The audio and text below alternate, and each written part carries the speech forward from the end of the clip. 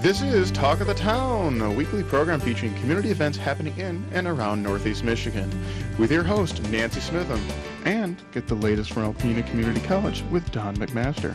And now, today's Talk of the Town. Good morning and welcome to Talk of the Town. I'm Nancy Smitham. My first guest today is Bernadette Schulke, and we're here to talk about Community Connect. Good morning, Bernadette. Good morning, Nancy. How are you? Good. And Community Connect is the name of your committee, and it's the former Project Connects that we've become so familiar with in our community. Yes, but it's changed quite a bit. Okay. We're not the old Project Connect format like it used to be. It's more about connecting community resources to those in need. Okay. And I know that it's designed for a certain group of people in our community. I don't Not know if really? I don't know if I would put it that way. Okay. We all have needs, Right. and we have different needs in different areas. And this is an event that's put together to help those who are in need of services and don't know where to turn. Okay. So by attending this event, they will be able to get the information that they need from the different agencies that are available. They serve Alpena County primarily, but they also have Alcona County, Oscoda County, Montmorency County, so area counties are welcome to attend. It is held here in Alpena County. Okay, and it's held Tuesday, October 10th from 4 to 6 at St. Bernard's Parish Hall. And you found out that's a really nice, centrally located to downtown Alpena. Easy in, easy out, a great location. They're very, very accommodating to you and your group. Yes, they have. We are going to have a free dinner. Okay. It is from 4 o'clock until 5:30 at the Friendship Room. And for those who do not know where the Friendship Room is, it's the kitchen area of the Parish Hall, St. Bernard's Parish Hall. And it's a great opportunity to come in, get a free meal, get some information regarding the community and the resources that are available to you. And you have a lot of wonderful things. So start at the top of the list and tell me what's going to be there. Well, we have different types of healthcare screenings, dental, vision, hearing, blood pressure. I'm hoping that we will have flu shots available, but I'm not sure if that's going to be anything that will be offered, so don't hold me on that one. Information about different vaccines, when to get them, what kinds that you need, and at what ages. Health insurance, helping get connected to the right agencies and getting insured. Clothing, hats, socks, gloves. The cold weather is coming very fast, yes, it is. So that would be available as well. Food items, many free samples, and we're also going to have door prizes every half hour. Okay. So there's lots to win. In addition to what I've already named, there's education, books, utility services, housing, trying to think of everything, elderly care, Life Watch, monitoring systems, alarm systems, child and youth services, veteran services, anything that you may be looking for that you don't know where to go. I mean, this is just a few. It's hard to name everything, and that sounded like a lot. But there's many. And it's totally free for anyone to come to. Yes, it is. Okay. Free of charge, and anybody who would like to participate with their agency to reach out and contact me so that they can have a table as well, and there's no cost for that. And the posters are out and about everywhere, and your information for contact is on the poster too. Yes, so if you see the event, Community Connect flyers, please attend, and it's at the St. Bernard's Parish Hall, just off of Chisholm Street, across from the Michigan Works building, and that would be off the 5th Street entrance. Okay, and you have a large committee that works, year-round to make sure these events happen and are successful. Yes, I do. This is our 3rd annual event. Okay. And looking forward to seeing some new faces and getting the information out there to those who really need it. Okay. So. And if someone's interested maybe in joining your committee and being a part of your group, would that be a welcome thing? Absolutely. Okay. Always looking for new faces, extra help, and volunteers. If you just want to, volunteer in some way, there are so many things that need to be done, and it would be really helpful to have extra volunteers. Okay. So please reach out to me. And when I look at this list of people that are there, you know, if you don't have a regular doctor and you suspect things, the health screenings would be a good idea. Dental vision, hearing and more, something that's prevalent to everybody at all times. Vaccines and insurance, just navigating the health insurance, that's a pretty scary thing. It sure can be. And clothing and food essentials that we all take for granted, that's not necessarily the case for everyone. Adult education and books, a lot of times, for reasons unknown, we don't get that high school diploma, we don't get that GED, but then there'll be resources to tell people how to go about doing that. Utility and housing services, same thing, we take, housing as the American dream. Everyone has a house. Not true for many different reasons in our community, so there'll be people there they can talk to about that. Utility assistance. I mean, in the wintertime when power bills and gas bills go sky high, family says, okay, we're going to eat this month or we're going to pay our bills. So it's wonderful that those resources are out there, and because a lot of times when you're in panic mode and when you're scared, you don't know how to access those, so it'll be great to be able to get all that information. Elder care, something that everybody has to worry about sometime in their life. Child services, youth services, veteran services. I mean, there's always so many things out there about veterans and for veterans, but nobody really knows how to, where you go to get those services. So I'm really glad about all of this, and I hope that it'll be a wonderful, successful event. Thank you. So if someone has any questions, Bernadette, how can they reach you? What's the best way? The best way to reach me would either be to contact St. Bernard's Parish Hall, Okay. and they would give you the contact number, or to contact me at Alban Communications. Okay. And that is, the place that would be the best way to reach me. Okay. And the number would be 989-356-9348. Okay, and if they stop by St. Bernard's Friendship Room, I'm sure someone there will have some information too about it. Absolutely. And the free dinner from 4 to 5:30, has that been made possible through sponsors, or how did that all come about? It's actually, free dinner is offered every single day. Oh, wow. Through the Friendship Room, and Okay. it's something to kind of put out there for anyone who is homeless or doesn't know where their next meal is coming from. Or to less companionship, just so you don't eat alone every night. Absolutely. Just to know that is available to you. No one should go hungry. And so it's just a great service that they have, that they do all the time. It's for the little people that are in need. Okay. Once again, Community Connect event, Tuesday, October 10th, 4 to 6 at St. Bernard's Parish Hall, 324 West Chisholm, Alpena. Hope everyone joins you. Thank you. And if there's any services that have not been mentioned, or if there's just a unique situation that you have, to please reach out to us anyway, because we may know someone that we can get you in touch with to get that taken care of too. Thank you so much for being here. Thank you for having me. And on behalf of all of us here, thank your committee for all the great work that you're doing. This is really terrific. Thank you. Thank you. I'll be right back with Ann Gentry from the Downtown Development Authority following these messages. Hi, welcome back. My last guest today is Ann Gentry from the Downtown Development Authority. Hi, Ann. Hi. As I was talking to you before we started taping, I recently had the museum, the library, had a few other nonprofit local groups in our community, and I'm amazed at the activities and the events that go on in our community. Yeah, both in and out of downtown, there, especially this coming month, there's an event almost every single weekend. So I can talk a little bit about those to start off with. Okay. So this coming weekend, there's the Fall Mum fundraiser at the Alpena's Farmers Market, which runs every Saturday and Wednesday from 8:30 to 1:30. Okay. And then next weekend, we have Thunder Bay Winery's 5th annual, I believe, Harvest Festival. So for that, they shut down 2nd Avenue. They have a grape stomping competition. They have live music, food vendors, so you can bring the whole family. It's not just for the wine drinkers. And then the weekend after that, on the 23rd, is the Alpena Book Festival, and the public library has been really crucial in organizing that. And they'll have panels, discussions, all day on that Saturday. And those authors are going all around the community. They'll be at different locations. Correct, yes. And some very notable authors that they get. It's just amazing, and people can't wait to come back again. And what I like about it is the groups are smaller and it's up close and personal, so you can actually meet with that author and talk with them if you're an aspiring author, if you just like their work. I mean, what a great event. Yeah, it's definitely a great asset, and they have a lot of industry professionals too. So if there's anyone that needs advice on how to get published or just how to write, how to formulate a story, they have people that can answer those questions, which is really exciting.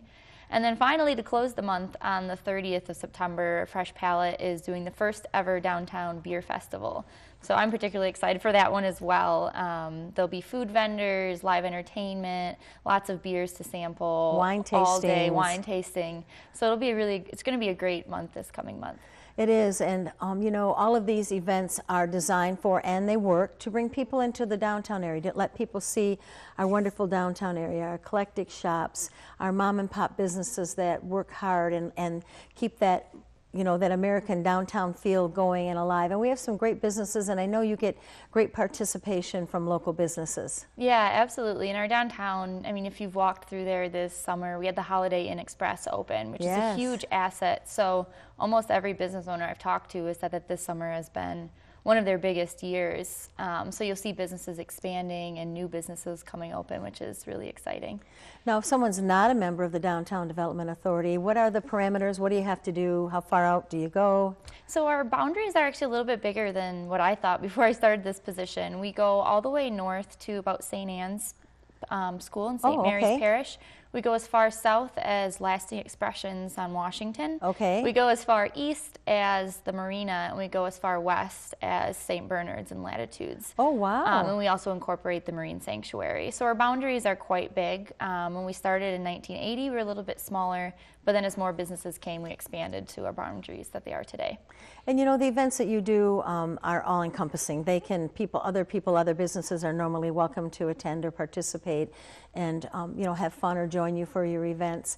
And, you know, when you have the Visitors and Convention Bureau and you have the Alpena Chamber of Commerce and have you know, three great groups that everything they do promotes downtown and the area. Yeah, one of the best parts about my job is that I have such a great relationship, and the DDA as a whole, with these other community entities, you know, whether it's the CVB or Target or the Chamber, as well as other businesses that aren't in the downtown. You know, everyone wants the downtown to survive because it has a positive effect for the whole community. It does. And I know we're not going to go to the one-way street thing, but I'm glad that's settled and done, whichever, if it's good, bad, or indifferent. I'm glad that's settled and done. And now let's move on to October. I know you have some events in October, too. Yeah, so this October will be our 4th annual Chowder and Chili Cook-Off this year, and that will be Saturday, October 14th from 12 to 5 p.m. So a few changes that the DDA Promotions Committee is working on is we got permission to close 2nd Avenue. So we're going to use it from Chisholm to River Street and line vendors on both sides for different chowders and chilies. And then we'll also have beer and wine for people to purchase if they'd like. And the other change is that we extended the time a little bit. So we have 2 extra hours of tasting. So people, we really want them to come and to taste and to hang out and then to shop, of course, downtown. Of course. Now, it's first come, first serve, so how many people can participate in the contest? So we have our registration capped at 10 chowders and 10 chilies. Okay. And then for $10 admission, you get to sample 10 of either of those, and you can purchase additional ones if you want. So in years past, I know that some people have run out of their chowders, so if you definitely want to try them all, I would suggest coming a little bit earlier to make sure that you get to sample everything. Now, I know on the 30th that they're looking for volunteers. Are you looking for volunteers for all of the other events also? We are. I know that the beer festival is definitely looking for volunteers, and for Chowder as well, we're looking for people to help take tickets, sell tickets, as well as serve beverages. So if you're interested in volunteering for that or with anything that the DDA does, they can always contact me or stop into the DDA office. And then for any of those other events, if anyone's interested, just reach out to the organization directly, and I'm sure that they would be happy to have some assistance. Now, your DDA office is right on Chisholm Street? Yep, we recently, well, about a year ago, we purchased 124 East Chisholm. So we're right next to Culligan Plaza in the Centennial Building. Perfect location. It is. I get a lot of people that stop in, and it's convenient for me because I get to walk around and talk to different business owners, see how things Very are going. important part of the job. It is one of my favorite parts of the job, too. Okay, so if someone wants to volunteer or needs more information, what's the best way to find out what's always going on in downtown? So recently, I've been using the Downtown Alpena Facebook quite a bit, so that's a great way to stay in contact. And then on that, we have a link to sign up for a newsletter as well. So the newsletter comes about every 2 weeks and does a summary of all the events that are going on in the downtown, talks about different news from the downtown and the DDA, and just has some notes for me about how the last month was, what's been going on, kind of my thoughts about it. And we try to advertise, of course, through the paper and WBKB and the radio, so there's definitely lots of ways to stay connected with us. Okay, and as we had talked earlier, you know, we're just so blessed to live in this community with all the collaborations that go on, all the events. And if someone says, you know, boy, there's really nothing to do in our community, they're not looking very hard. I definitely agree. I have a hard time coming up with my schedule, and sometimes you do have to say no because there's just so many different variety of events going on, which is great to see. Well, welcome on board, and I know that the downtown will be bigger and better than ever, and it's a great, vital part of our community. I'm so glad it's going to continue under your capable hands. Thank you so much. I appreciate that. Thank you. Look forward to talking to you soon. Yeah, of course. I'll be right back with Dr. Don McMaster following these messages. Good morning. I am Jay Walterite, Director of Public Information and Marketing for Alpena Community College, and this is the ACC portion of Talk to the Town. With me this morning is our Marine Tech instructor, David Cummins. How are you, David? Oh, doing great this morning. Great. It's great to have you on the show again. You always have great things to talk about. Our Marine Tech program is very exciting, and we love to tell people about it. You do, too. You are involved in a lot of exciting activities as well, personally, so we like to hear about that. You have your class, one of your classes has something coming up next week that is really pretty interesting. I was hoping we could start there. Why don't you tell our viewers about that? Yeah, one of the exciting classes that a lot of our students really enjoy is our Introduction to Underwater Robotics. Mm-hmm. And what we try to do with this class, we purposely meet Fridays for a 4-hour block to allow us to go out and do some interesting stuff out in the field instead of being in the classroom studying all day. Mm-hmm. So we started out the class with actually the students learning how to use ACC's underwater robot, turning it on and off, and this past Friday, they end up going to the great tank there at the sanctuary, the dive tank that they just got a new filtration system on. And we were able to actually have the students practice setting up the robot, putting it in the tank, and the first time driving the robot. And it was a nice, safe environment. So, you know, if anything goes wrong, it's easy retrieve. And find it's just a lot better and confidence building for the students to get their hands on the technology and work with it. Mm-hmm. And one of the interesting ones that class we got to try with is talking with Dawn Stone and Brian Dawson, who's been heading up some of our UAS, or unmanned aerial systems. Aerial systems, yes. They have their mobile command center, which a lot of us call the drone van. Mm-hmm. And it has some of the same systems that we need for doing underwater deployment. So with that class, we actually tried out using that van for deploying the ROV and using that as a command center for that operation also. And that leads up what you're talking about is what we're going to be coming up here is now what we're going to do is our first field op in the class is we plan on going out to Rockport.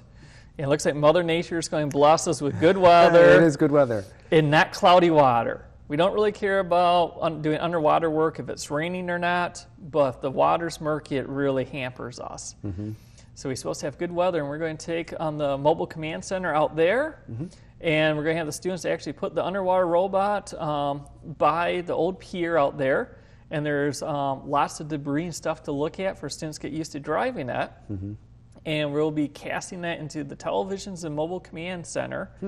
And the other cool piece we're going to add into this, and just like we would in a lot of the real life scenarios, is we're going to be sending up drones in the air to also get aerial view. So as we're operating the underwater robot to help position, see where we're at, is we have this bird's eye view now as they're driving the drone, hovering that over a position. We'll be able to cast that to a television inside the van so the pilot of the underwater robot can see exactly where they're positioned. The students documenting where we're at can then go through and kind of draw maps and locate exactly any finds they locate. That is super cool. So you'll actually be able to see the ROV moving through the water from the drone cam and follow it and be able to map all of that. As long as Mother Nature blesses us with not super choppy water, we should be able to get a pretty good location. And the other good one is if, keep our fingers crossed, if we get blessed with really calm water, is we might actually find what we call in the field points of interest from the drone, which might be stuff we could see through the water down to the bottom with the drone and say, boy, that looks curious. That could be maybe a little rock, or what is this object down there, and then we can have the drone pilot and the TV and stuff help direct the ROV pilot to that location, and then we can record and we can get more information on it. Super cool. Super cool. So what's it like to drive one of those ROVs? What is the student going to learn? Oh, one of the great things with driving an ROV is just the experience of sort of being underwater without actually having put on all the gear. And for a lot of them, what they really enjoy is it's almost like a video game. It's actually one of the skills that this industry looks for is actually first-person video game experience, because it is so similar to driving these. It has like a robots. Joystick and some other things to maneuver it. Yeah, so they'll have a joystick and they have some keys where they can rotate the camera. They can turn on lights, turn down the lights, go up and down, sideways, forward, backwards, turn. We also have a sonar, sort of like a really fancy fish finder, except for this one, we can actually watch the fish move. You can actually see their fins move. You can watch them turn around, look at you. Wow. And then if we see anything, we can actually record those images. We can take a screenshot of it. And more important, we can actually take measurements. So if we see something, we want to know what it is or what could potentially be, is we can go through and grab all the measurements, size of it, and then later on, use that documentation to help identify what the object may be. Super cool. Well, I think they got Big Brownie this year, so he's not out there. But oh, man, I know my students were excited about that one. Well, cool. We've just got about 2 minutes left. Well, why don't you tell our viewers one more time about the Marine Tech program, which the college is so excited and proud of. Yeah, our Marine Tech program is really a great asset here at the college. We're one of the few colleges in the nation that actually train students on underwater robotic technology, from underwater robots to some of the basics of sensors and networking. What students typically from our program be looking at doing is going into a career working either on a vessel or platform of deploying robots or sensors and maintaining and operating all that technology from the computers to the robots themselves. Very exciting. A lot of technology and a lot of application, both locally and nationally. Yes, we got students all the way down in the Gulf of Mexico. All right, great. Well, David, that's all our time. Thank you for joining me. Thank you for having me. Yeah, and thank you for joining me. Once again, I am Jay Walter-Wright, Director of Public Information and Marketing for Alpena Community College, and this is Talk of the Town. This has been Talk of the Town with your hosts, Nancy Smitham and Don McMaster. For a list of events taking place in Northeast Michigan, please visit our website at wbkb11.com and click on the community link. This has been a Thunder Bay Broadcasting Corporation production.